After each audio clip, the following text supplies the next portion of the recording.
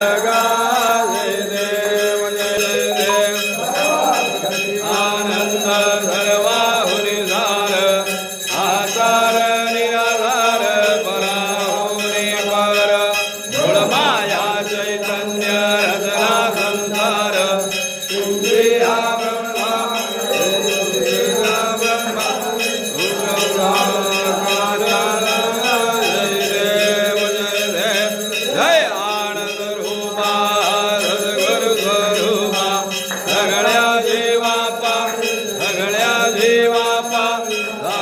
Pradeepa